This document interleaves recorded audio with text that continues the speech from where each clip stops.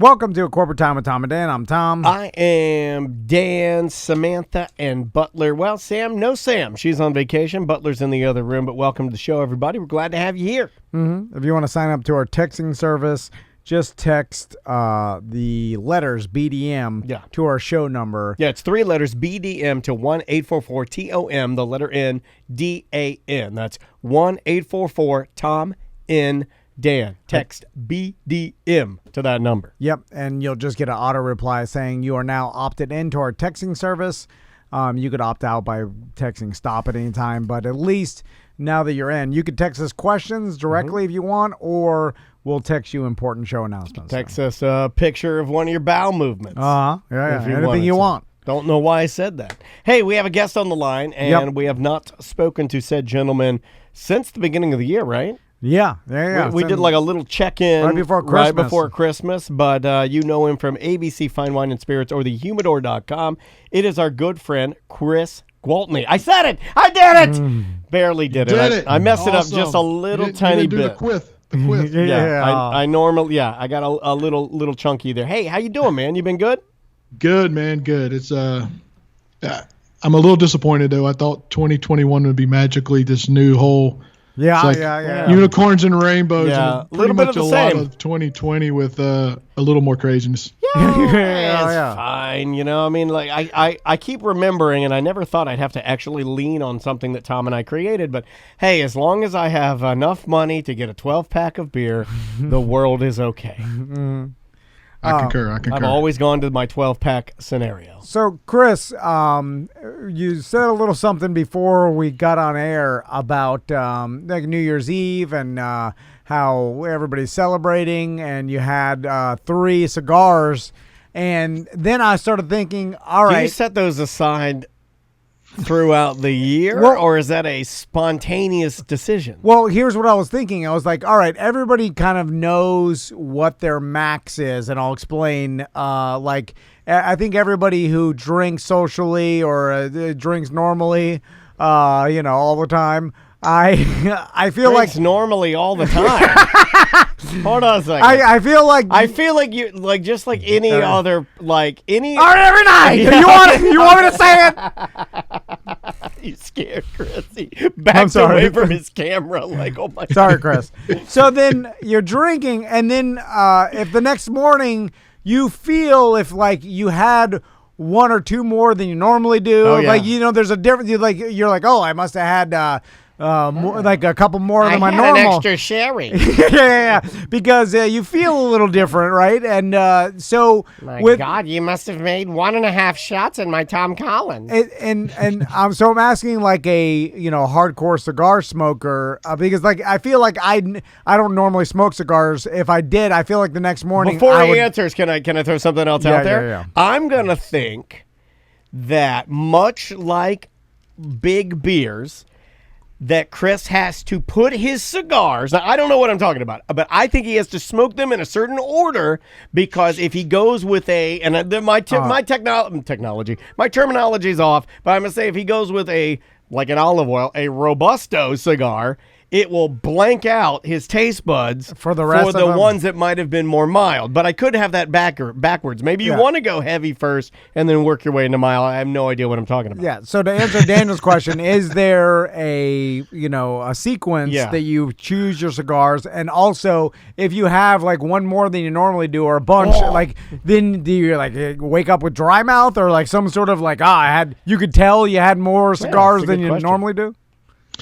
Yeah, I mean, there's a couple different ways to do it. I think, if you're smoking cigars and you're trying to evaluate the cigars and you want to catch all the nuances and the different flavors and the complexities, then you definitely, it's like drinking, if you're drinking beer, if you drink a palate wrecker beer to start with a bunch of hops and, IBUs through the roof, then you're not going to taste any. It's just basically going to wreck your palate, right? So same thing can be said for cigars. If you're trying to do this, like I said, kind of doing a flight of cigars or trying to get all the things out of the cigar, not just kind of kicking back and enjoying it. You're smoking different ones. I definitely would start on the milder end of the spectrum and work your way up. Okay. Because if you do start with that big guy, when you smoke that mild cigar, you're still going to be, it's going to be hard to cleanse your palate of that big guy is already going to be there. I mean, you can reset your palate, you can drink water, you can do similar to what you're doing with wine. But once you really start going heavy on the big, full bodied, lots of nicotine cigars, then you're already going to be there, So, gotcha. But it doesn't mean you're not going to get the flavor. You'll get some of those flavors once you kind of reset your palate. But yeah, I would start mild and go heavy, and then if you want to do one right before you go to bed, kind of dial back the nicotine a little bit and go a little bit milder. Little melatonin cigar. Oh yeah, you can do that. You can do that for sure. But is there any such thing as you smoke too many cigars and you feel the next day? And the only reason I ask is I remember, and I know it's totally different, but maybe smoking them incorrectly. When I used to smoke cigarettes, and I know it's a completely different thing, and we talked about it a bunch of times how it's two different animals. But I remember when I used to smoke cigarettes, I know when I got drunk and then smoked too much, I felt like a chemical hangover. Yeah. But even with no booze hangover, just a cigarette hangover. Yeah. And I wonder if you don't get any of that with cigars, huh? I'm guessing because you're not inhaling them, and but do you get like a dry mouth? I'm wondering if like you smoked 10 cigars the night before. For sure. Yeah, look, I smoke a lot of cigars, and when I go out to Vegas for the trade show, and smoke literally 100 cigars in that week, right? I mean, just cigar after cigar, trying different cigar, all these different full-bodied. You walk into a booth, somebody hands you full-body cigar, you smoke about a quarter of it, you go to the next booth, they hand you another cigar, and there's, some of them are heavy-duty, some of them are mild, and then you're in that dry environment of Nevada, right? So you're already kind of dry, and then you're smoking these cigars after cigar. When I come home, I don't touch a cigar for like 2 weeks after that. I mean, I'm like, hey guys, what's up? How's it going? Instead of drying out, you have to re-moisten yourself. You're taking a lot of showers, you're laying in a lot of pools, absorbing water. Now, I don't want you and Tom to clown on me too hard, but I did think of something last night in preparation of you being on the show. And I'm going to guess that, yes, somebody has tried to do this. But I'm also going to guess that within the world of cigars, that this would be highly frowned upon. But has anybody attempted to simulate the taste of cigars and then include it and weave it in some weird way into vaping, where you vape and you still get the flavor of the cigar that's good, without the smoke? I thought of this last night, and I'm like, look, I know that they've done it. It started with cigarettes, right? And then Juul, and then with the Steven Dorff, remember the blue? Remember, that was like 20 years ago we started seeing that. Now here we are, people have rigs. Oh, it's worked its way into like cannabis. Have cigars, or are cigars so old world? There's such a handmade, tried and true product that will never ever fly. I have tried about every possible vape.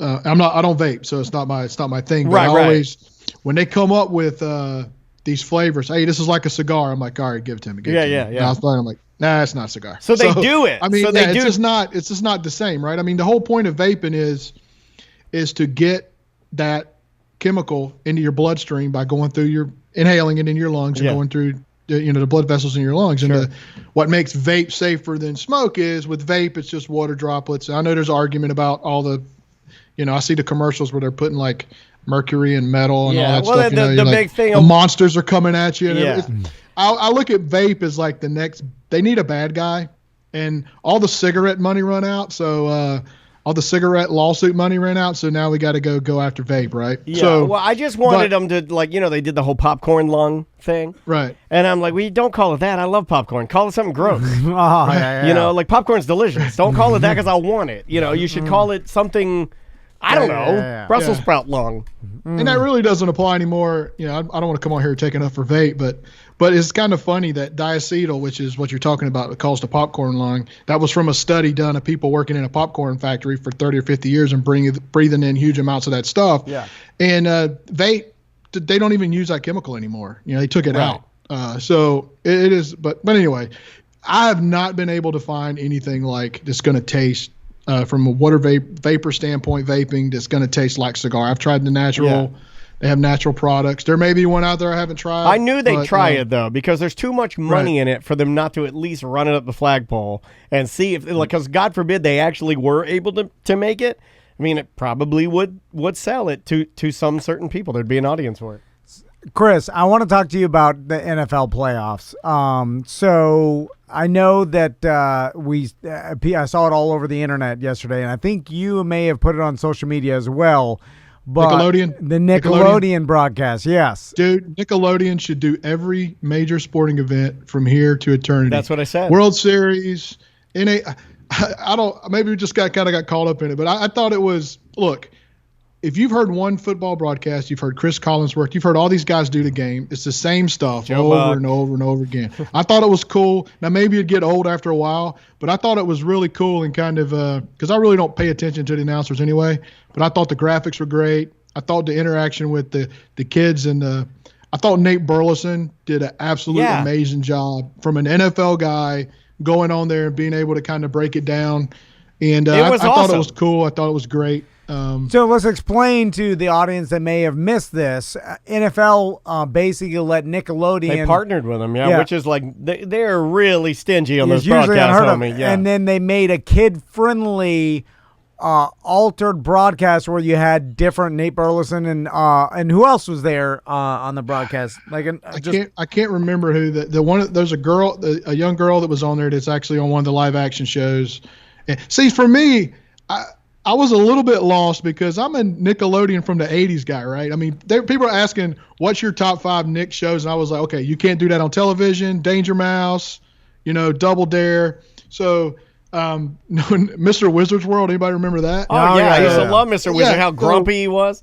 Yeah, so I'm a little bit lost. I mean, I know about SpongeBob and some of the newer shows, but I'm not as my Nickelodeon heyday was. But I do think a lot of people, there were probably a lot of kids watching football, but there were a lot of adolescent adults, kind of trying to relive their past watching that as well. There were a lot of grown folks watching that. I knew something was up when I was playing Madden last week, and one of the winnable uniforms that you can win for your ultimate team is a limited edition SpongeBob SquarePants. The whole uniform, like your entire team would be dressed like SpongeBob. Yeah, and I'm like, wait a minute. The marketing started there. When did the NFL partner with Nickelodeon? So and then this popped off. And man, like, had I known about this, and I mean, I didn't. Had I known about this, Maisie would have loved this. I forgot to watch it, but the same thing with my sons. This is brilliant, Chris, and I think you'll agree.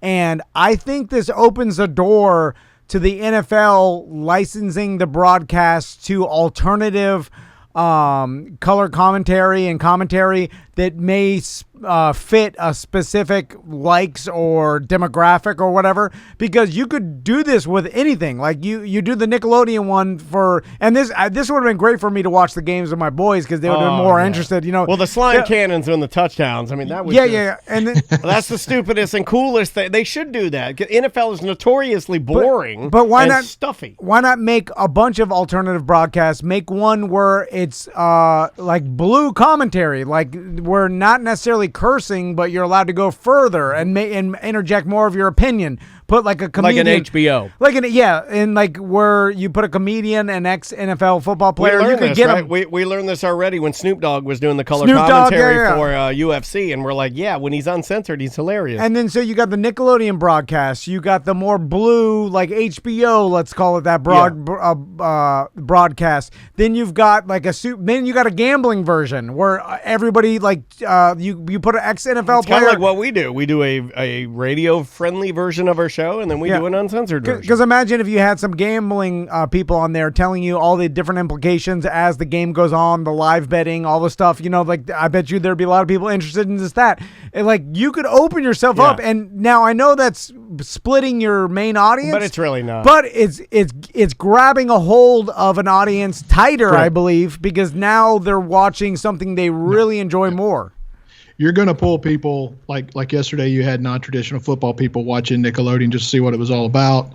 I'm with you, man. And I think that's where the NFL really kind of hits it out of the park compared to the other leagues. I mean, they've been very experimental in how they broadcast. You remember they've done games on Amazon Prime.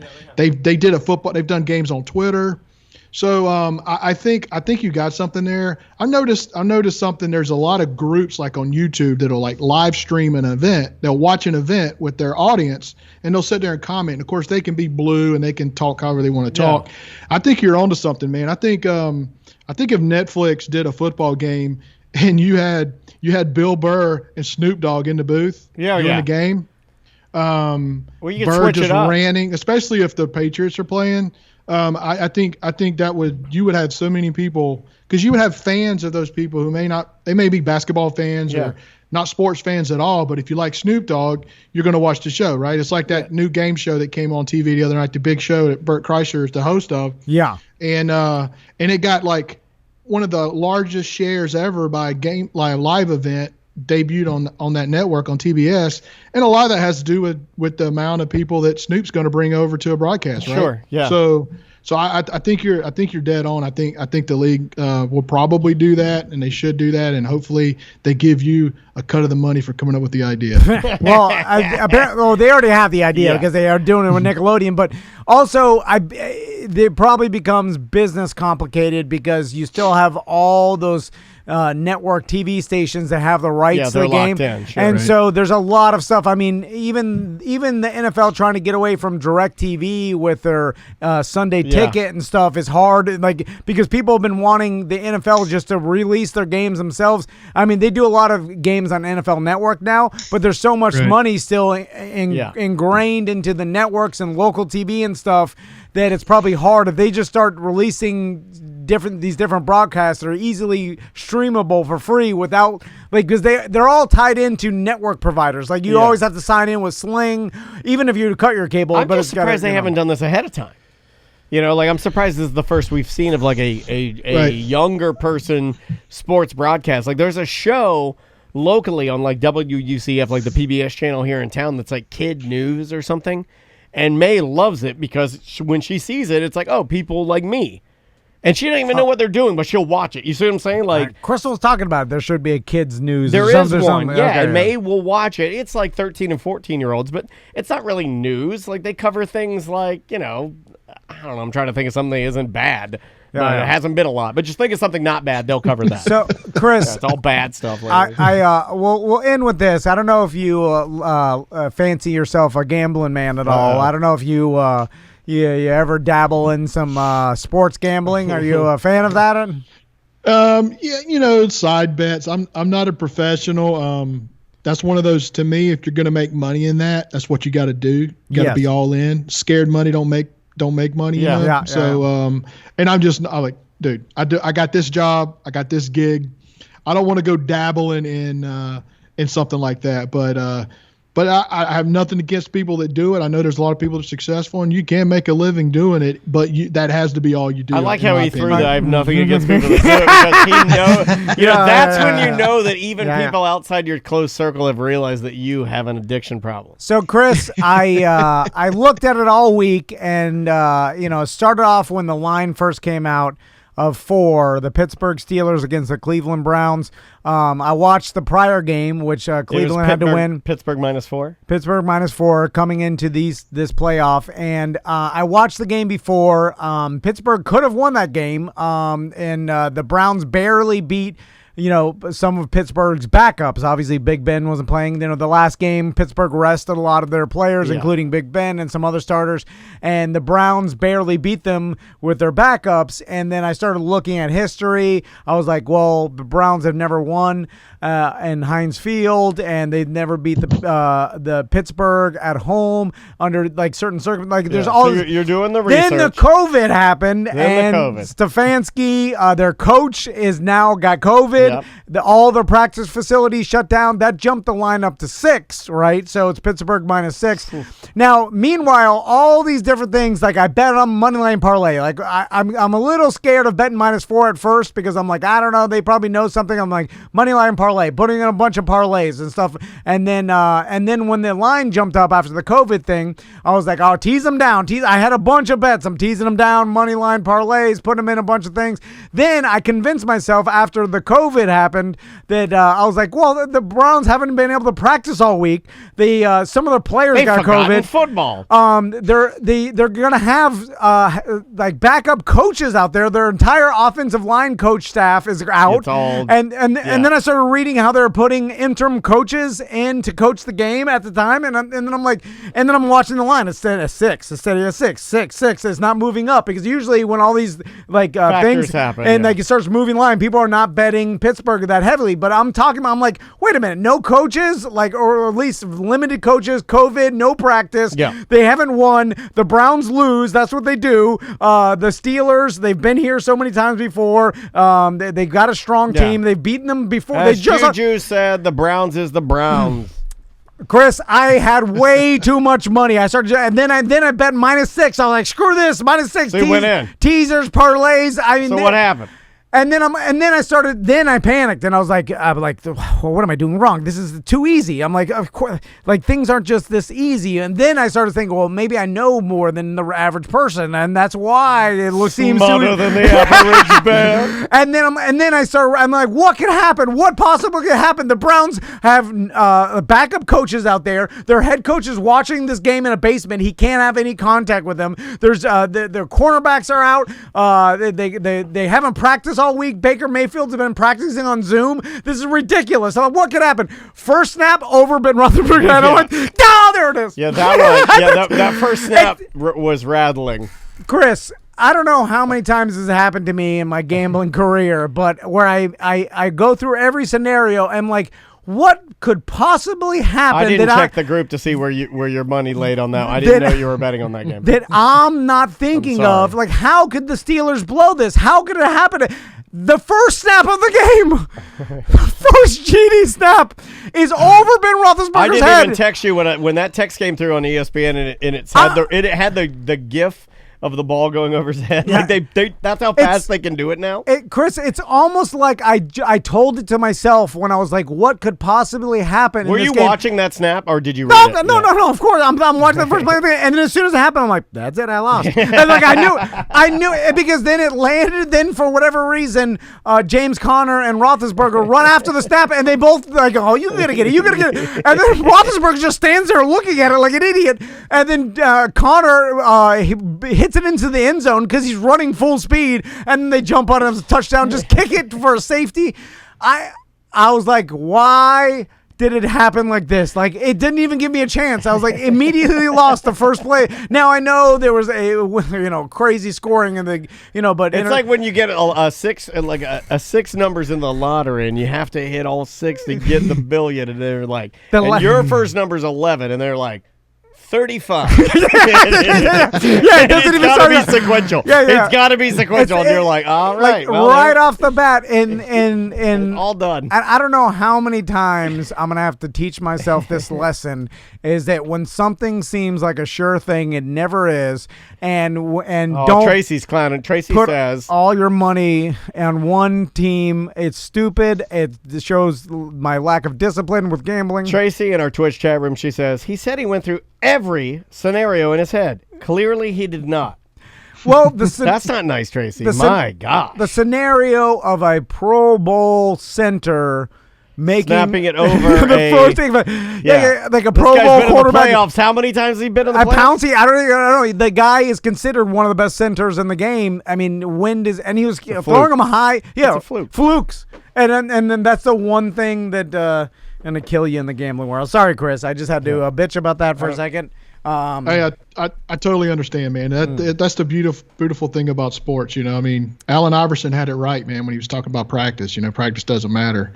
But I'm with you. I thought that game was a pick 'em anyway before the COVID stuff. Now, when you take away a head coach and they had some guys dinged up on the offensive line, you're missing a lot of your offensive line coach, I think, was out of the game. Yeah. I mean, there was a lot. I think all of them were. The whole offensive coaching staff. Gone. It was like the water boy. They put a baggy hat on, and I don't know who the hell was out there. Yeah, there was a lineman that played at Baker Mayfield after the game said he literally was introduced to that guy before the game in the locker room. First time he ever saw him, and he played the second half. But going in, you take all that out. That's nuts. I thought the matchup was pretty good with Cleveland. I mean, Cleveland has a great running game. They got a great two-headed back approach. Pittsburgh cannot run the football, and they limped down the finish line offensively. What really surprised me, though, I did not think their defense would play. I mean, their defense just looked horrible, especially the secondary. I mean, they just couldn't stop Baker Mayfield, and it wasn't just high percentage passes, that he was throwing. And I think they did a real good job of mixing it up and with running and throwing the football. But I'm with you. And Before Chris, the COVID stuff, I thought it was a pick 'em, but I was extremely shocked last night with all the things that went wrong. What was the final for score? Cleveland, for them to still be able to and answer the bell. I mean, each time that looked like Steelers are going to get back in, at Cleveland go down and score a touchdown. And that's just all I can say is that's culture, man. That's what that coach brought to the team. And and culture is what allows you to win in a situation. It's everybody always talks about next man up. That's easy to say, but next man up only happens when you got the right kind of culture. So they beat them by 11, 48-37. Yeah. But why not go for it on 4th and 1, Chris? I don't know if you want it. Why not? If you're Tomlin, terrible decision. I punt it off. What it is for it, but I thought it was absolutely ridiculous. I mean, you have a hard time stopping them, and you're chasing points. And you have got to score every time you have the ball. You got to at that point. Even analytics. So people talk bad about analytics, don't believe, but even analytics will tell you at that point you only have so many possessions left. So if you're down 2 scores and you think you've only got 3 possessions left, you got to make each one count, because if you mess up on one, that leaves you no margin of error for those other 2 possessions, right? It's a numbers game. So. And if it's 4th and 9, and you think you can stop them, you think Cleveland's going to get conservative, 3 and out, I'm okay. 4th and 1, absolutely ridiculous at that point of the field, where you're at on the field. There's nothing in the coach's book. There's nothing in analytics that would tell you that was the right decision at all, period. I think Tomlin really screwed up there. How does someone around him don't run and be like, no, don't do it, like, don't do that, like, don't punt it off. I've always they punted to the end zone too, so they got it on the 20. They moved the ball 20 yards. Like, what have you done? I didn't watch that part. It was a touchback. But yeah. So they took it at the 25, or no? They punted. It goes to the 20, right? Yeah. But it doesn't make any sense. Like, you scored there, and then it's a 1 touchdown game, and then you're down by 5, and it's like the obvious momentum shift. I don't understand how someone that seasoned makes a decision. Anyway, I don't know. A lot of mistakes were made this weekend, man. I mean, Vrabel, really cost the Titans, I think, in that game. I think Frank Reich with the Colts made just huge mistakes, man. And people say, coaches may not win you games, but they sure will lose you games. And if anybody that kind of subscribes to that, you look at it, I mean, there were some really tough decisions that put the players and the athletes at a disadvantage on the field. And that, to me, if you're a coach, man, I would rather go out and allow my guys to make a play and try to win. If we can't get that 4th and 1, then we just weren't good enough. We got beat. But I'm not going to take the ball out of my offensive hand and make a decision and put us in that position. And I think that's what Tomlin did. I think that's what Vrabel did. I think when you see coaches do that, it's very frustrating, and you can read it in the body language on the players on the sideline for sure. Are they feeling something in their gut which overrides their logical reasoning? I don't know how they even make the decision. Normally, it just looks like chaos, and like people are screaming at him, and he's thinking, and then people are like, "You can't do that! You can't do that!" He's thinking, and you have like a flag you have to grab, and you're like, and you're like that's not a job for Daniel. Seriously, that's why even you and Chris talking about this is bothering me, because in Madden, I play a lot of Madden. I really do. Armchair quarterback. I did it yesterday. I'm playing in a higher. Now, I've been practicing Madden. During COVID, I really tried to learn it. I'm trying to learn to go through my progressions and know how to actually throw to coverages. I'm working on that, right? So I'm playing Madden yesterday, and we get down, and I have an opportunity to win it. I have no timeouts left, and I'm driving down the field. But my anxiety will not allow me to ground the ball or run out of bounds, because I'm like, I don't know what to do, and I'm just and then I just start screaming, and then Andrea's like, "What's wrong?" And I'm like, "I lost my 1 point." It's always that. So maybe I can identify to make. To me, man, there's only, it's like football players are accountable for every play. They're out there on every play. every offensive snap, you're the left tackle, you got to make a block every time. You're the quarterback, you got to make the right reads. You're the running back, you got to pick up blitzes, you got to make the right cuts, you got to make the plays. You're a receiver, you got to catch it. Defense, same thing. Everybody has to be focused and play their position. If they make a mistake, it could cost their team, right? And hopefully, you're going to make mistakes, but hopefully maybe the offense doesn't capitalize or maybe someone else picks up the slack for you. In every game, there's probably maybe 3-4 like seminal moments that a coach has to make a play from the sideline, where it's a decision or something, and to go 1-3 or 1-4 can be absolutely catastrophic for your football team. And it's like a kicker missing a kick. I always look at the coaches as like kickers, right?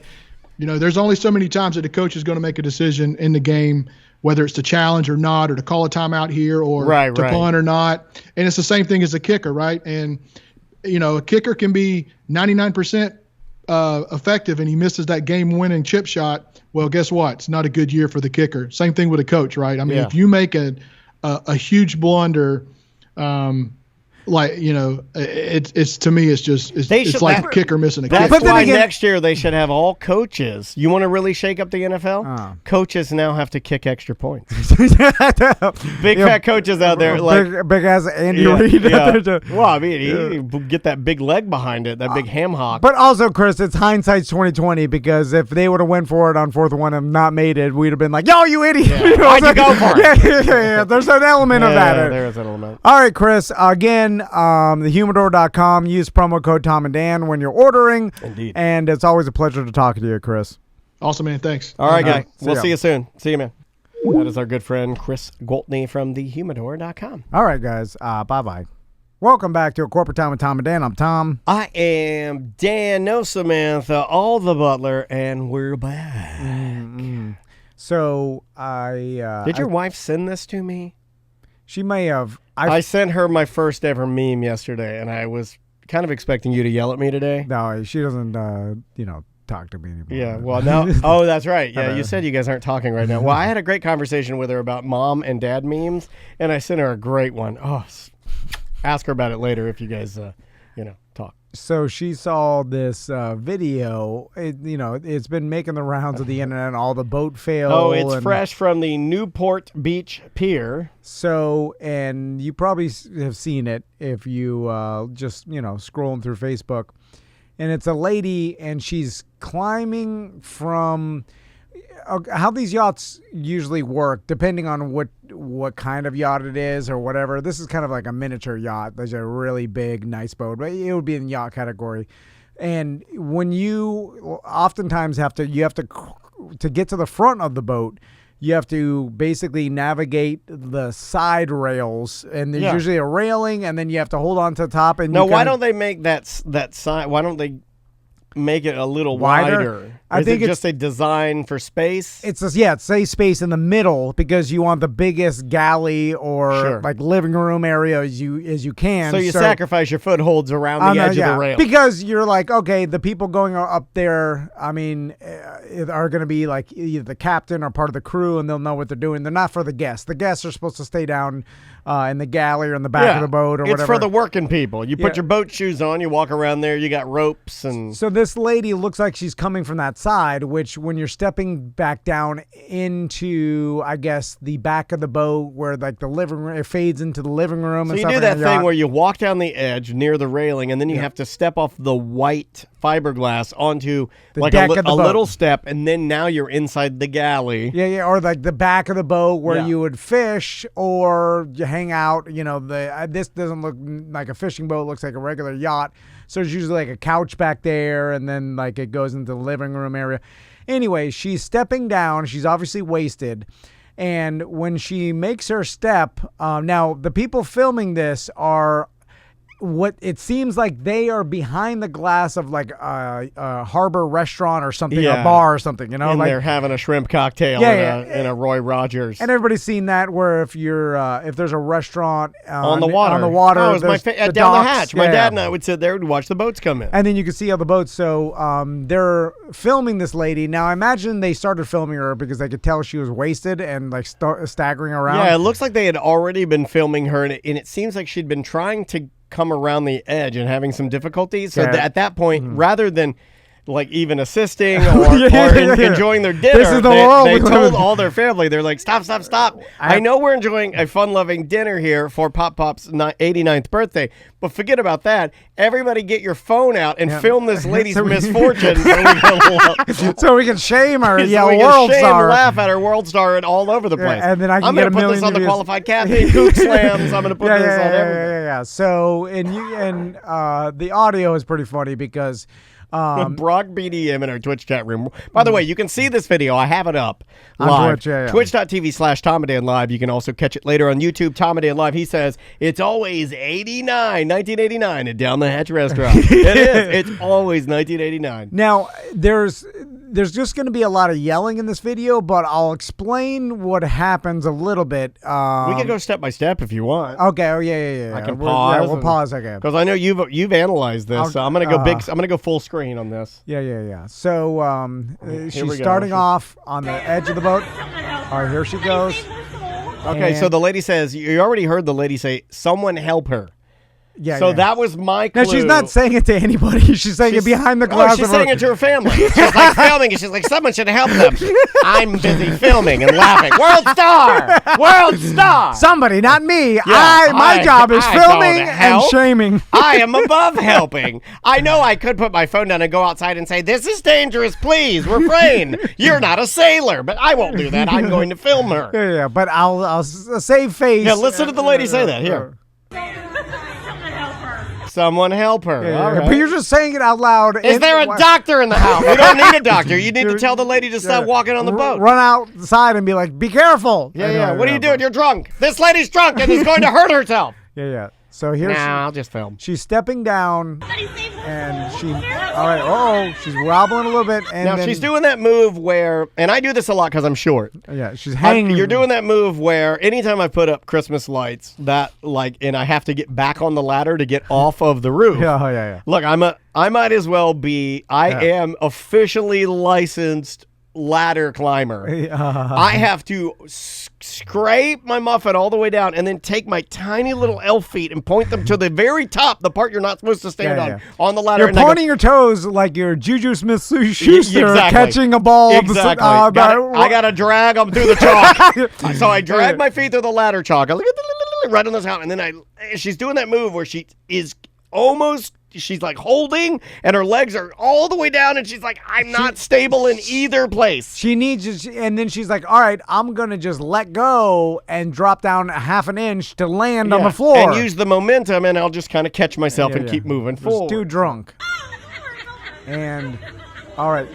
Here we go. Step. I caught it perfectly. She got the first step, but then the second step, it's going to carry she whiffs.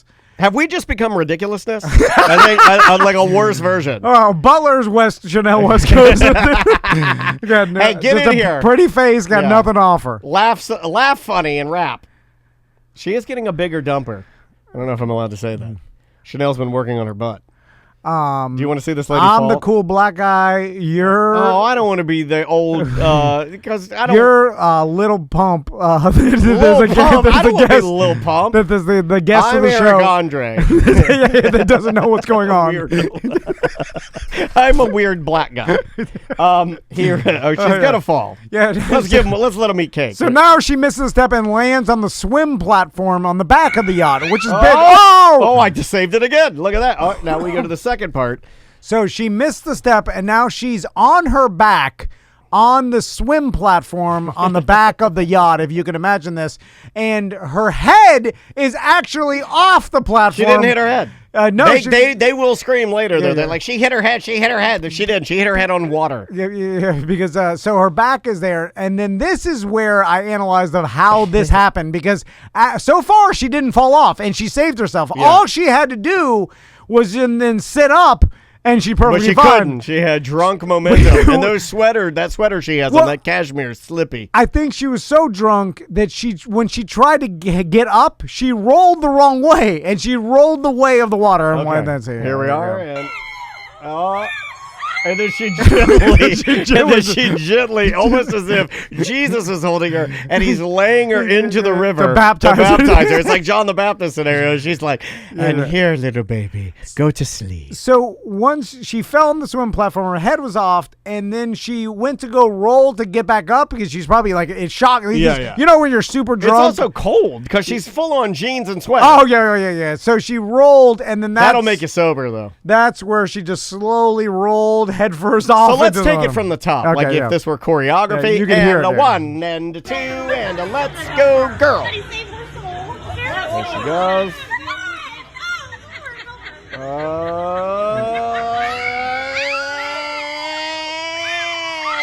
White people. There she is. This is very white people. Yeah, that is white people right there. Drunk white people fall off their yachts. Oh my God, that's good. Then the whole, at first I think the people filming it, by the way, still, you don't see the camera. They weren't like screaming as if they were concerned. They were screaming as if they were screaming as if somebody threw a half-court basketball shot and a Magic came and won like $10,000 from like. But first it bounces Siemens off furniture. the rim, and they're like, "Oh!" It was a very perfect, drunk dude perfect. Like they screamed because they were excited she fell on the swim platform, but then they upped their excitement level when she actually fell into the water. Yeah. And this is how I know no one's actually concerned, because the cameras are still as they're filming the Revenant. She just like, because if you're really, you know how like you're watching like a real America's Funniest Home Videos, and the parents filming and the kid falls, and then the shot phone goes right down. Yeah, the phone goes kids down. over phone all day long. Yeah. This drunk white lady falls off yacht. I was like, perfect. That lady's like, nothing's breaking my shot. I will make audible noises, she's like a war photographer at that point. So good. Stop! Welcome back to A Corporate Time with Tom and Dan. I'm Tom. I am Dan. Let's jump into your voicemail messages. If you've left one, well, then you already know, but there's two ways to do it. 1-844-TOM, the letter N, D-A-N. That's T-O-M-N-D-A-N. 1-844-Tom and Dan. You can text that number, you can call that number and leave a voicemail message, or you can get our app, totally free. All of our content's on there, and you can leave a voicemail message via our app. There's a little button that says mediocre messages. Just click that, and you'll send a message kind of like this one, very similar. It's going to be kind of like this one right here. Hey Sam, Tom, Dan, Butler, it's Christina from Oklahoma. I have something to say about 227. My husband doesn't remember it. Actually, no one in my life has even spoken of that show except for me and my father. Do you remember the show 227? No, never even heard of it. Butler, you remember 227? Maybe. No, it doesn't count. Agree, Jack A is hot. Yeah, Jack A. So there was a character on there, Jack A.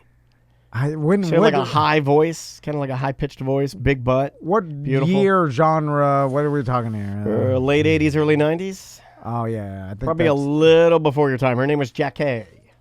And was this a let me show sitcom? Let me show you her picture. This is an episodic show where each show... sitcom. Okay, sitcom. 227. Yeah, do you remember Jack A? Yeah, she's like a very attractive, like larger mouth comedian lady, and I had a crush on her. Holy crap, I had a crush on her. I recognize her face. I recognize that actress or comedian. I just don't know the show. Man, I loved me some Jack A. What was the premise of it? It was inner city black projects or apartment building. Could be, maybe not necessarily projects. I don't want to get the cart before the horse here. Could have been just inner city, like all black apartment building and the different tenants within. And it was great. There was like old lady, and then I think you had like the super, and then you had Jack A that lived in one of the apartments, and like... They got like Friends. Sort of like Friends, but like with like less monkeys and white people. Yeah. Like Marceau the Monkey. Remember that when they had that? They jumped the shark a million times on that show. Yeah. 227, I always thought it was like a really good show. And my mom and dad and I really enjoyed the show. I want to say it was a spinoff possibly of the Cosby Show. What? You know how... Or Jeffersons. Oh, okay. Grady is telling me it was. I think he might be right. It was a spinoff of the Jeffersons? It might have been a Jeffersons spinoff, although I thought the Jeffersons had another spinoff because I thought Florence, was it Florence the maid in Jeffersons? I think she had her own show, I want to say, that was not 227. I think we may have screwed all of this up. You know how like Seinfeld always gets the credit for the show about nothing? You know, like that was the whole joke. Even if like the time like George Costanza tries to pitch that or whatever, it's about nothing and no one understood. But that's what all basic sitcoms and like they're the actual premise of the show is loose, and then every episode is about black apartment building in the 1950s is what this is based on. Okay. Oh, so it was in the 50s. But no, then they updated it. So when the series was adapted from a play written in 1978 by Christine Houston about the lives of women in a predominantly black apartment building in 1950 Chicago. So they just updated it with women, but took it out of the 50s and made it like late 80s, early 90s. It was a good show. I really liked it. 5 seasons, 116 episodes. Marla Gibbs, was like your main character. When are we going to have a internet-only sitcom-style episodic show that, because it's not owned by a network or like maybe it's independent of some sort, that it just goes on for an insane amount of time? For instance, like most network TV shows or TV shows that we know of have an end because they get less popular. The network decides to make a change. Who knows why? You know what I'm saying? Right, yeah. But besides from that, if the actors and everybody involved in the show just keep wanting to keep going, it's kind of like we've talked about before, like podcasts and like independent media. Now with TV shows, there's a lot more moving parts, so it's harder to pull this off. But theoretically, like we've always asked the question, like, when do all these independent media, like, what's their lifespan? Right. Because there's no really, because theoretically you could just go on forever, right? Until you die or like something, or like, if it's a one single person show, like say Bill Burr wasn't as, famous and didn't have all these different projects, but he does like this once a week podcast, all right? And I think he still does that. Yeah. So that could theoretically just go on until he dies, or he decides to stop doing it because no one's forcing him to stop and he's self-distributing. Will there ever be a show like that where it's small enough and there's like and it's the ability to do that could be like, hey, this could be 400 episodes long. You know what I'm saying? Like, there have been shows that I want to say that kind of loosely fit the criteria that you're slinging around. Well, kind of like Simpsons. But mostly, like, I don't use Simpsons. That's too mainstream. I'm trying to go lower than that. Like, I'm thinking of like a Canadian show called Red Green. Mm-hmm. Like a show like that was independently propped up by like Canadian public broadcasting. I may be getting this all wrong. This is just loosely based on what I know. But I'd never heard about it. It's a really good show that I do enjoy that seemingly has been on forever and no one knows about it. But it chugs on down the tracks. Is that what you're talking about? Yeah. And like that show, when I finally got into how long has it been going on? You know what I'm saying? Like, what's the longest show in existence? There's got to be one that we don't know of. And I don't really count the Simpsons or cartoons and stuff because there's constantly new people. You know what I'm saying? It's not. I'm talking about like a real, like a sitcom or like a where there's actually human actors. And I think eventually Red Green did stop, but that's one of the ones that I think of that like it's just the show that just continues on. You can't count news programs. That doesn't count, and I don't think you can count cartoons. No, because there's different people working on it. There's got to be, or maybe one going on now that because of the internet won't go away. Now, for a long time. says that this particular concept that you're describing is popular in Asian countries. He says there are these shows about Chinese dynasties that are thousands of episodes long. Oh, really? That's pretty cool. Like we are, if you in a weird way. I mean, are you basing kind of your idea on ours? If I took all of our ACTs and all of our AMT shows, but still, and put them together, there are thousands of shows that we have done that are numbered. Time frame wise, we basically, if you want to start when we first started the first episode of AMT, it's been like 11 years. 11 right? years, yeah. But theoretically, it could be 25 years because it'll stop when we stop, right? Right. Because could be anything. There's no reason. Could be 12 years. Could be 25. Could be 40. Yeah. You know, we don't know. And but there's been talk radio shows that I'm sure somewhere in the country that have gone on for probably 25 years are still in the air today, right? Like I think even the shows like Monster stuff, 20 years, 25. I think they're coming up on stuff like that. Yeah. Anyway, not to change total topics, but please do. Do you find it a little bit sad? And the only reason I mention this is because I heard, and this may be, who knows now, because you hear these things, you don't know if it's true. But the cast members like of Jackass Steve-O and Johnny Knoxville got hurt doing some sort of new Jackass movie or whatever. And the fact that they're still doing the stunts in the Jackass movie, it makes me a tiny bit sad. Like, it makes me sad for certain members. It does not make me sad or fad for Johnny Knoxville. Johnny Knoxville just, and this is only my opinion. It seemed more genuine. When I look at him and I see him do this stuff, I honestly believe he's doing it because he enjoys it. When I see Bam Margera do it, it is sad. Because I don't see... But even Steve-O... There's nothing in the... Well, even Steve-O, there's nothing back there. Now, Johnny, I see the purity there to me. And it seems like he's into it, and he laughs, and he thinks these kind of things are just ridiculous, and he gets off on it. But the other guys, I don't know if I see the light. Especially not Bam. The Bam thing's just sad to me. And you could say, I mean, it's like...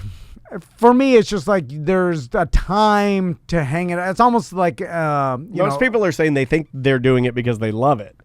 My opinion, maybe it wasn't clear when I said that. I think some are doing it because they love it, namely Johnny Knoxville. But some of the other guys are doing it because they need money. Let's be honest. Johnny Knoxville's not just doing it. He's not getting paid by love. He's getting paid by money, and that's why he's doing it. If you boil it all down, now does he have fun and get paid? Yes, that's a different question. Think so. I think. But I can't. I mean, I'm not him. I cannot answer that. If they weren't giving him $1, he would never do any of this. Let's get that straight. He's not doing this for the love of the game here.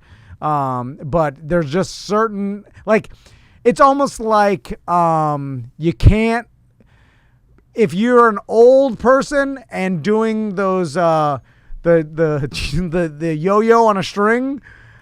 I am like, you shouldn't be, you know what I'm saying? So you classify what people should be doing based on their, okay, all right. No, I'm just saying. Man, you are a judgy guy. I'm just saying, when you're in your late 30s, mid-40s. I want to know what you judge on me. Like, I'm sure you judge crazy on me. No, but because there's nothing you do that I would put in the category of only, this is a young man's game, like the stunts and the doing the ridiculous. What about all my TikTok dancing I do? I do that every lunch break. I practice my dances. Putting yourself in a scenario where you're falling down and hurting yourself, when you have gray burns, there's a certain Would it have been better had they waited till they were like in their 60s? No. And did it as a really sad one-off old men really hurting themselves? No, because then the comedy is almost being taken out of it because all the allure, it's the what makes it partly funny is the fact that you're effing off and you're doing ridiculous things, making each other laugh, and you're young and this is stupid and this is there's is your own immortality. There's an anarchy part of it that plays into young. It's kind of like, yes, you could be old and play punk rock, but something's taken out of it a little bit. Is your own fear of mortality being projected on everything you see that's slightly fun because you think and know that you're dying and you want everyone around you to stop having fun and they should be getting to work because we're all dying? Because there's something here where it seems like you're looking at them, you're like, they shouldn't be doing that. Well, first of all, I don't believe that. Well, again, they're doing this for money. There's a movie involved. There's an entertainment. So what? So you say no money, they wouldn't do it. Hell no. I think Johnny Knoxville would. No. I think he would. Because if this was, I mean, you could do this at any time. There's no reason. If and there's a level of camaraderie that these guys have that it's almost like there's but they're an not, unspoken weird jackass honor code. But they all don't hang out with each other. You know. Well, I know that, but they do care about each other. Yeah. They all seem to care. Yeah, because that's you. I don't think you can go through what they've gone through and not, people that have passed, like Ryan Dunn. Yeah, and I'm sure there's a bond for all of them. And then Ryan Dunn and Bam Margera and that crew, they all grew up together. So it's like from the CKY videos and stuff, they were all friends to begin with before they got famous.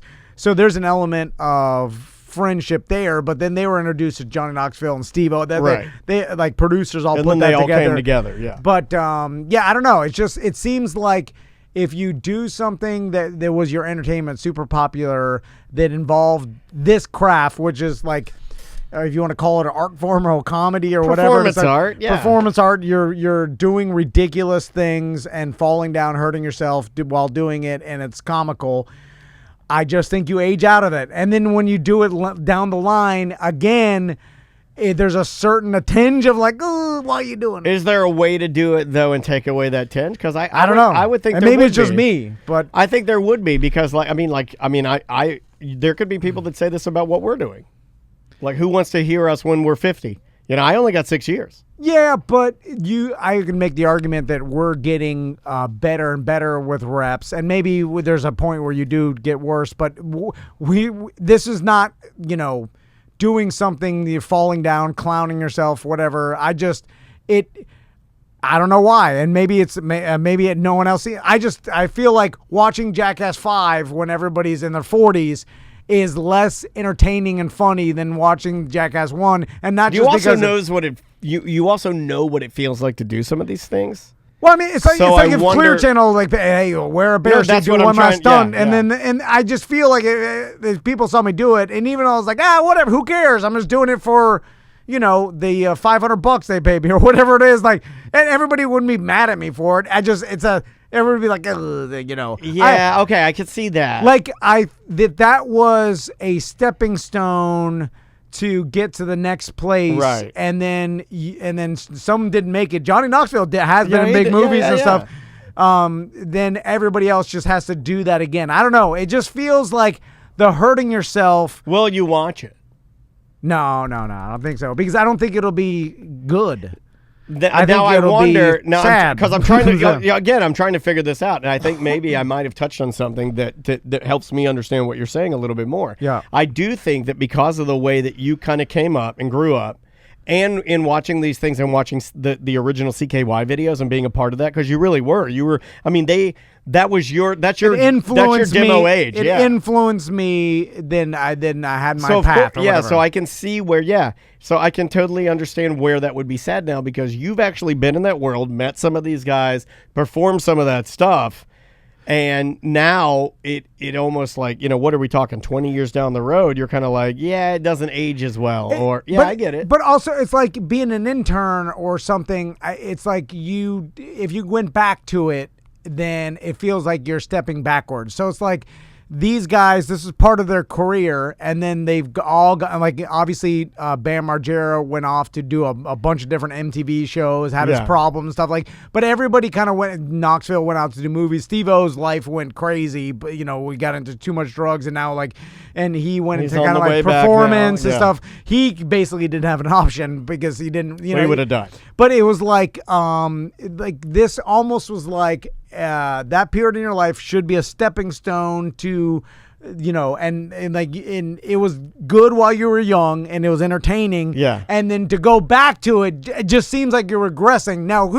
more power to them, make the money. Who gives a damn? I understand what Who you're am I? saying. I'm nobody. So it doesn't matter. And no, you're not allowed to give your opinion. I'm just saying there's a little bit of sadness when it's, and especially when you hear like they had to go to the hospital because obviously in your 40s when you land real hard, it's different than in your 20s. Or they open the value because they know that if they do trying to step it up or whatever. I would imagine if you're doing it at this age, you know that you're not going to be able to come out and just do the same old things you did before. Yeah. I mean, we've seen it.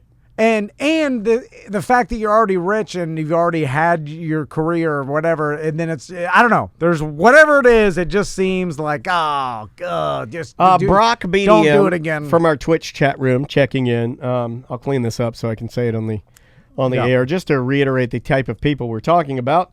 I actually ran into the Viva La Bam crew when they were in Gainesville. Don Vito grabbed my friend's teas, and one of them asked me for Coke. Oh, yeah. Sounds about right. They're like a party. The Don Vito. They're not known for being his problems with grabbing people. Yeah, getting in trouble. And, but he's dead now, so you're safe. I'm trying to think of is there any other career that that there's a period of time that you do certain activities and then you don't ever want to go back to that, or if you go back to that, it's viewed as beneath you because that was like your stepping stone.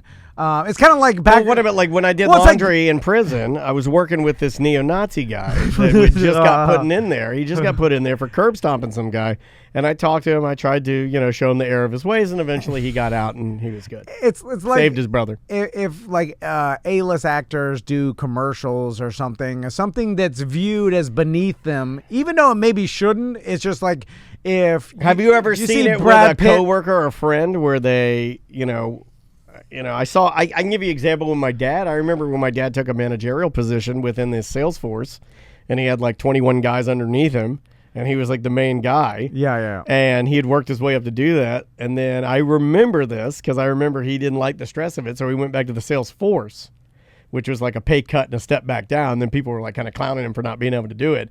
But he was like, no, I like it better here. Bad example, but there's a lot of salespeople that get it, like you don't make any money in management. You don't make more and money, then it's a pain in the ass, and you'd rather just. But you're talking about something that like it's yours is different. Perceived as this is for. What about bag boy or like a job that would be considered something that a young person, right? Isn't that what you're saying? Yeah. There are jobs for young people like bag boy or like.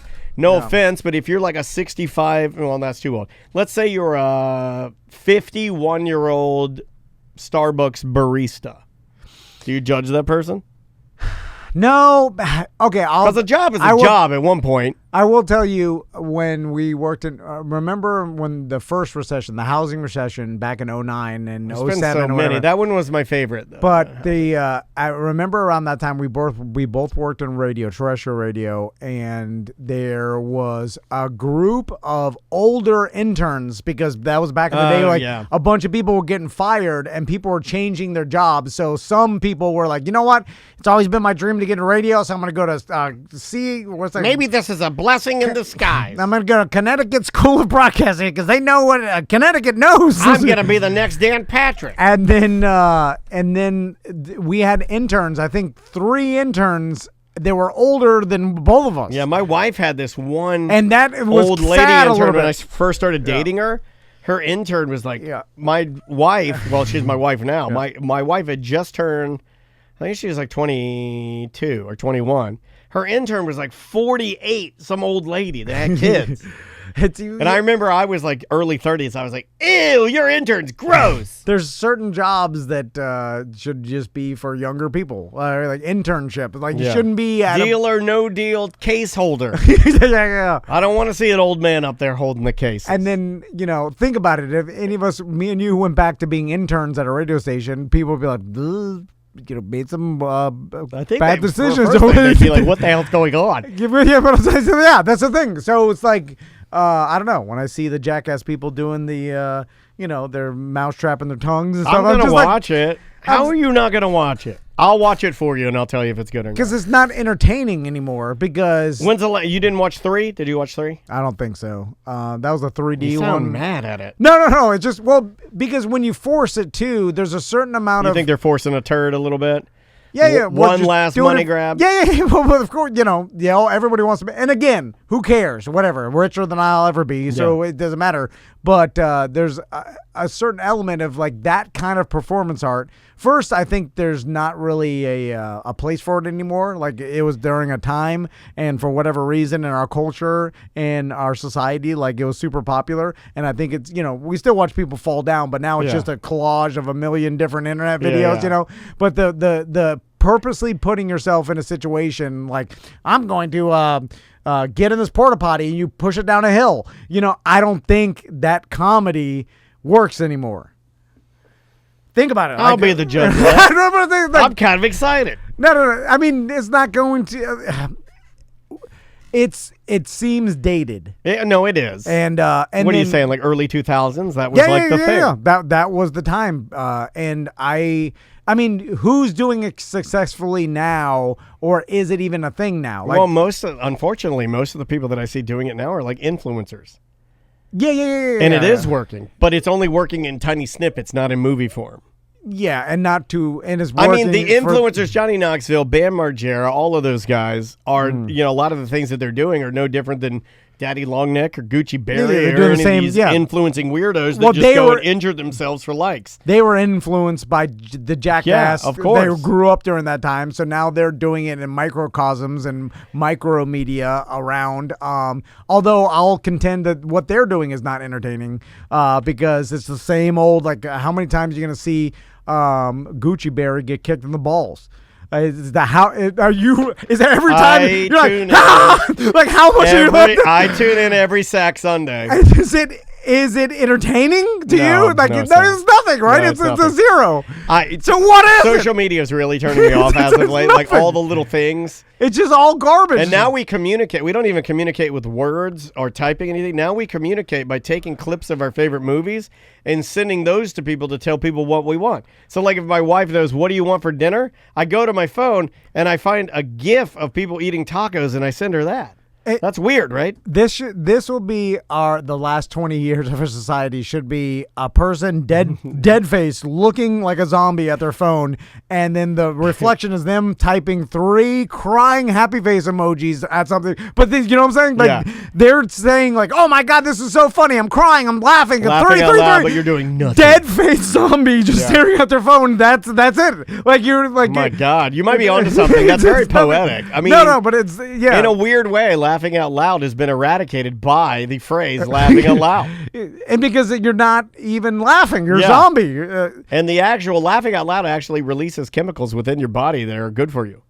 Yeah. I mean, saying that you're laughing out loud does nothing. It's sad because I bet you there's probably a lot of generation that's going to be, like they're living their lives in the phone. Virtually. They're just connected to it. Zombie, their personality, everything about them. It's on the phone. And now you know why you hate Minecraft. Yeah. Because you can build a house in Minecraft, or you could go outside and build a house with sticks and leaves. And old man. And the Minecraft will always win.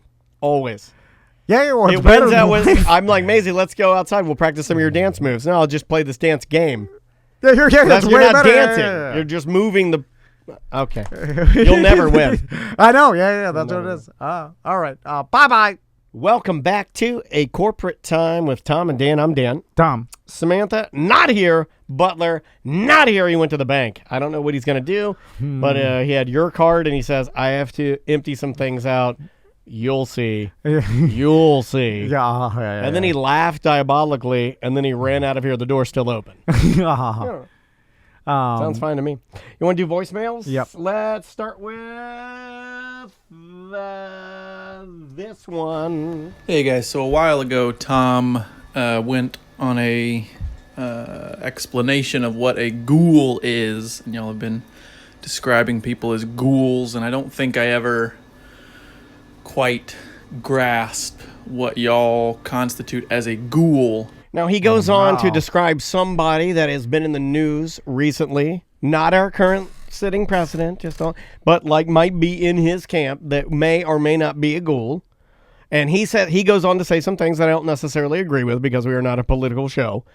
He would like a clarification on the description of a ghoul. Well, I will tell you, sir, that you're going down a slippery slope here because it's like the old saying in poker goes, if you sit down at a poker table and you can't spot the donkey, you're the donkey. There you go. You can't spot the ghoul. I'm just saying. Yeah, if you can't spot the ghoul, you know you're not cool. That's the way they say it. Yeah. And you might better look in the mirror there. Yeah. Ghoul. Do you have a definitive definition for ghouls? Can you give me? Or was he talking about Giuliani? Giuliani, Okay, yeah. okay. Well, he's a ghoulie. It was when Giuliani's He's a hair ghoul. dye was Yeah. running down his head, and Yeah, but you can't really. You're a ghoul at heart. Like your DNA is ghoul. That hair dye thing, and like you can dress like a ghoul, and you could have times where you look like a ghoul, but you're not a true ghoul. True ghoul. True ghoul is True ghoul. There's nothing you can put makeup 24 karat ghoul is what I said. Yeah, no matter what, it's a ghoul till you die. It's Do we know ingrained ghoul. Oh, now I'm thinking of a ghoul. I'm sending it to you right now. Yeah, I know you got it. I know you know who I'm thinking of. It's not in any way, shape, or form acceptable to tell a ghoul who is not aware that they're ghoulish. No, it's the ultimate insult. It is the ultimate insult. Yeah, like you can't be like, well, beyond. of course you know, you're a ghoul, and then they're like, I'm a what? And then you're like, well, you're a fool. Not a ghoul. I mean, you're a fool. I mean, you're cool. I said you're cool. It's not like they 100% don't know. They know that they're at least ghoul adjacent, and they have ghoul properties. They know. Yeah, I'm about to take you to ghoul school. It's like the Nosferatu. That's a very ghoul. That's where Giuliani kind of looks like that. Yeah, there's another person. It's just the way he's shaped. You know that person. What are you gonna do? Oh, you're laughing already. You know the I'll tell you who's a true ghoul. All right. And he played a ghoul. True ghoul. The ghost that Patrick Swayze finds in the train. Hold on. He's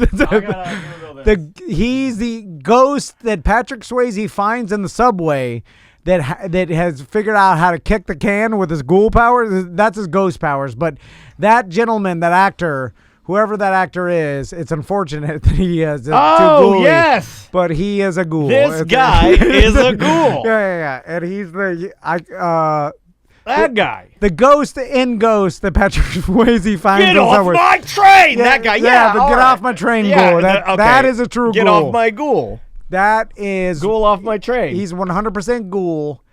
The unfortunate part is that this guy's been a legendary character actor for decades. That guy, hold on, that guy was like 36 when he filmed this. That guy's my age. No, he's younger than me. Yeah, that guy's 31 years old. I don't know. And he's Chief still Ghoul. alive. Yeah, he's I've got the clip. You want to watch it? If he's not Chief Ghoul, he's on the Ghoul Council. Let's get some. Oh, here he is. By the way, you know what? It's a Tuesday, right? Or Wednesday. It's a hot take. This movie sucks. This sucks. Ghost does suck. Yeah. By the way, why didn't he fall through the train onto the train tracks on the floor? Oh yeah, he could stick his head in, he could jump through, and then the floor miraculously held his ghost weight. Yeah.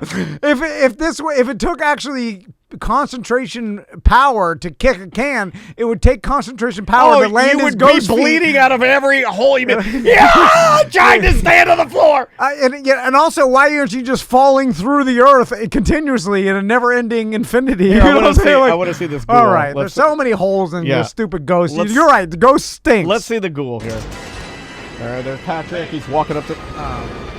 and the ghoul's reading the guy's newspaper. Get off my train! Yeah, that guy's teeth are wowie. How did he know Patrick Swayze was a ghost? Did he can tell?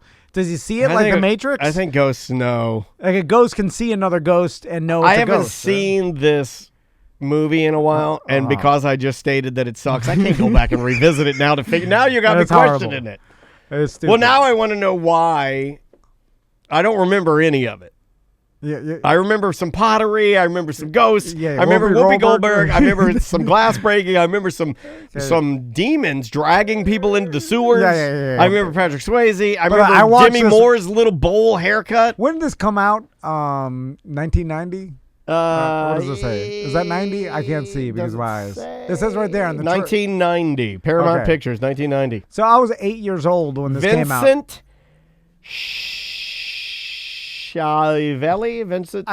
Schiavelli? I remember Vincent Schiavelli is the guy's name. when the ghost came and took people away. I was scared as a kid. Yeah, I was too. Too young to watch that thing. I was like, And I remember, okay, the Tommy's Jimmy, gonna be 7 in May. I dude. was afraid of it too, but I remember that for me it went Ghost, and I was like, because during that time, Ghost was popular. Demi Moore had that little girl like Dutch boy haircut, and then other girls got that. Like there was a girl on that show, Northern Exposure, that had that haircut. Then she was in the movie Cliffhanger with Sylvester Stallone with the same haircut. And then I, as a boy, I started kind of getting into that little haircut. Because it was ample boobage. And I remember my Her dad. hair looks like a boy, but I'm so horny. I think my dad was right about me. If that hair's too short on the top, just turn her upside down. I don't know. That just sounds like something my dad would say. I made that up. But I remember that was the thing. It was like girls, like younger girls with sporty haircuts was like a thing. Big T's. Sporty haircuts. Yeah. When's that gonna come back? Yeah. I think we're done with sporty haircuts. Unless you're in a cult and you're going to Heaven's Gate.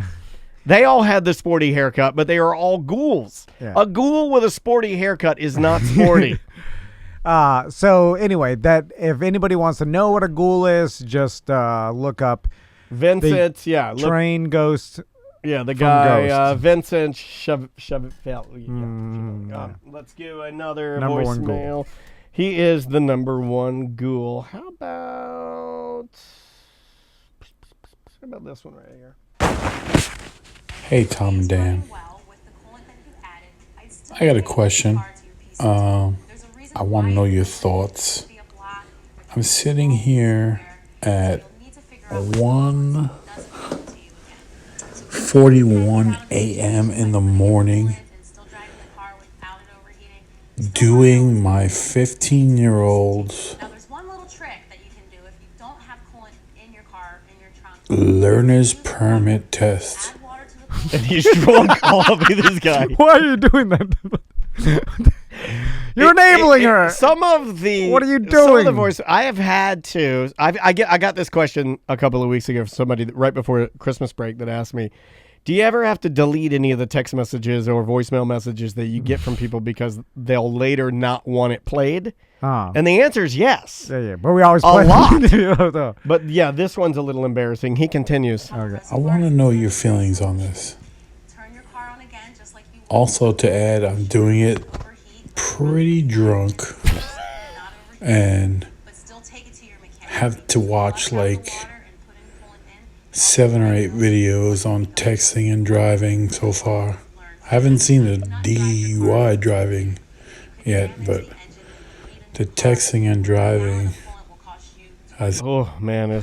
So why is he doing his... Does he go on to explain why he's doing it? I don't know. I didn't make it that far. So I just want to get your thoughts on that. Or do you think I'm wrong? Yeah, I do. Or what are your thoughts? My thoughts are, why are you doing your daughter's learning permit test? I'm not a dad that says... I'm a new dad, 5 years in. But I will say that, I make May do a lot of stuff. And I would not take her driver's test for her because it's one of those things that truthfully she has to learn for her own safety. So by even that you got to do it yourself. Like what? Right. What is he? Is he doing it as a favor? Did she? It was at last minute. She had some sort of other obligation. He could call back and give us an explanation. I mean, I don't really want to weigh in on it yet before I know. I mean, if she was sick or. Yeah, but even then, something happened, or maybe you just reschedule it and you make her do it. But believe me, sir, I'm an enabler, and it's going to take every bit of effort I have to not enable my sons because that's my natural. That's what I want to do. You wouldn't take their own driver. No, hell no. Because I will do anything for my sons except for things, and believe me, there's been a lot of things, but that are purposely going to harm them, and doing their tests for them or doing things that's their responsibility to do will harm them, and I love them too much to do that. You see what I'm saying? Like, it'll ruin...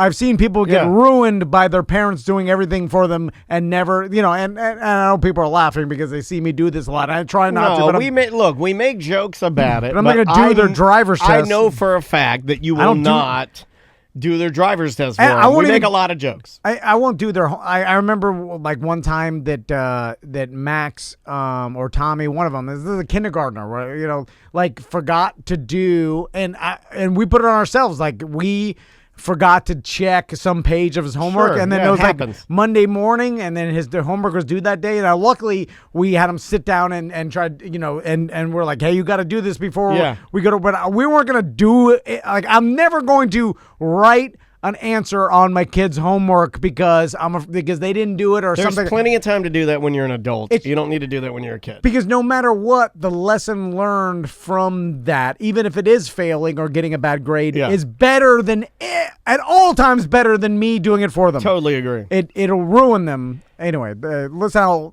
horrible I am at life, and I know that rule. Yeah, so I would say, don't do that. But I think the question he was asking is that it's all about texting and driving now, and it probably that is probably a bigger whatever problem. needs the most attention. Yeah. Like that's what you do. I think that's a bigger problem for especially 15-year-olds getting their learner's permit than drinking and driving or being impaired and driving. The texting is gonna kill more people than It's so bad, you got to man. teach them about that. Yeah, Like it's bad. Even on my scooter, like I But haven't been riding my scooter as much for that very reason. I've had too many close calls. Yeah. It's just And a I have matter of- motorcycle fever right now. I want a motorcycle so bad, but I just can't see Dude. myself committing to it right now because so many people pull into my lane. I thought because it's right down Lakemont. It's not during a busy highway. I can go, I thought about it. I was like, I should buy a scooter because now to drive to the studio, it'd be fun. I'll I'll throw an earbud. I got stuck on the Triumph website last night looking at new Bonnevilles. Yeah, I just, I was like, man, it would be a fun part of my 15 minutes of dad fun driving I agree. here. But all I So think dangerous, man. Well, I just think about one day. I mean, I may do it 200 times and have a blast, and then one day I'm sitting at a stoplight, and then someone's Oh, it's texting and usually driving. sitting. Yeah, they just ride right into you. And then they ram the back of me, and it kills me, and I lose my family. I've my never- family. It's like that. I mean, even though it's probably statistically, and this is maybe an irrational fear, but I feel like you have way more of a chances of that happening than any other fear, and that's a valid, reasonable fear. Our I buddy believe. Dan Stone, who is a motorcycle mun, I think that's the only accidents he's ever been in. Is people just not looking and running, just like he's at a stoplight. It's exactly what you described. It happens all the time. You're at a stoplight, both feet down. You're waiting to go, and the person behind you's texting, and they don't see you. And they think you're, I guess, car lengths, and they just roll right through you. And when my sons grow up and they're good, and I'm like, all right, you got it, good. I'll maybe go back to more dangerous behavior. But right now, I'm not gonna do that to don't my blame sons. I'll give it 10 years and make sure they're good before I start taking risks. Yeah, completely agree. Hey, what's up, Tom and Dan? Joey here. How's the fam doing? I'm thinking the ultimate chopper move. I may have discovered it. Have you ever tried to use the Jedi mind trick to open an automatic door at a theme park hotel? That just might be the ultimate chopper move. I think Joey brought this up before, right? Or someone else did. But yeah, so we put that in the chopper category, pretending you can lift stuff even though obviously, elevator door, escalator, subway, anything. I mean, sometimes I do it with the remote on the TV for Maisie. Like, I'll hit the remote and then I'll go. And then the TV will turn on, I'll put my hand- pretending you have magical powers, chopper move. Yeah. We can probably end with this guy. Yo, BDM Neil here, checking in. You guys are talking about Jesus or whatever, and I am just like Daniel, only child, raised in the church, so on and so forth. And basically, you said, Tom, towards the end of the episode was teenage Jesus, and Daniel mentioned about him flipping tables and stuff like that because he was mad that they were selling stuff in the church or whatever. There's another story because as I was raised in the church, and I happen to have a very good long-term memory or whatever, I don't know, whatever. But one of these stories of teenage Jesus was this kid fell off a roof and died, straight up died. and all the people, the parents, Did we play this one? I think we whatever, did. they were like, "Oh my God, you!" It's completely possible that we did, because these may have been ones I burned before the break and then said, "Screw it, I'm not deleting them." Okay, yeah. It's possible. Yeah. I think and then he brought him back to life. Yeah. Is there any? I know people get Proof? mad. No. How old was Jesus when he was crucified? Is there like some sort of number being thrown out there? Is like we're saying 20s, like mid 20s, I don't know. late 20s, or early 32. Okay, but no, like, was there even a speculation in the Bible or any religious writings of like he was? Age was Jesus? Maybe there wasn't something. Exactly. Yeah. Google. No, that's right. All right. And he would have been between 30 and 33. I said 32. Wow. Look at that. I thought I heard that. Yeah. Okay. So they've narrowed it down based on whatever mumbo jumbo they like want his to beard. Okay. Yeah. They're like, looking at his beard length and length of his hair. It would have been better if it was like 27 because of that whole celebrities die. You could put him in there next to 27. Kurt Cobain. You could paint him in that diner. But what would he be doing? He'd be ordering pie from like Marilyn Monroe, right? And then they'd all be like, "Why did you save me?" You had the power to do everything. All I wrote "Smells Like Teen Spirit." You could have stopped all of us from being killed. Nah. And how did they all die? They should all be in the painting with how they died. So Jimi Hendrix would be like holding a ham sandwich or something. Like, isn't that how he died? He choked on something? Well, I thought he had cancer at his toe. Oh, is that Bob Marley? That's Bob Marley. Oh, yeah, Cancer yeah. at his balls? No, his toe. I thought he had toe cancer. cancer. Is he in the 27 Club, Bob Marley? No. I feel like he always gets forgotten. No, I don't think he would. No. It's God, Amy Winehouse. Most of them are just so it's Jim Morrison, overdoses. Amy Winehouse, Kurt Cobain, Shannon Hoon. It's all violent. Marilyn Monroe, she jumped off something? Suicide? No, she just killed herself? She just, it was an overdose, yeah. Majority overdose, right? So everybody at the table's tired. Okay, I remember seeing a movie that, oh man, I'm going to go off the rails here. I remember seeing a movie, I think it was Goldfinger, the movie Goldfinger, where there are naked women in a bed that had been painted with gold paint.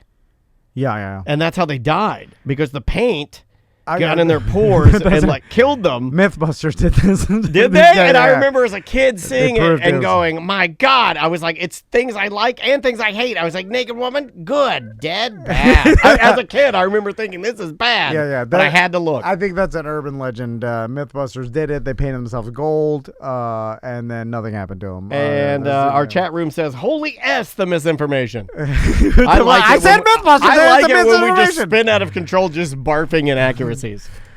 I wonder if God, there's probably no just not that many just terrestrial radio listeners, but like if we did 1 hour a week just on complete misinformation, how many people would email us going crazy? Like, you know what I'm saying? Like everything, like we'd have to pre-plan it. We just have to slip one fact in every show. No. See if we get anything back on it, radio only. The whole thing, everything's wrong. Like from the beginning of the segment to the end. Hard. Yeah, too hard, right? I think that's what we do. Yeah. Oh God, bye-bye.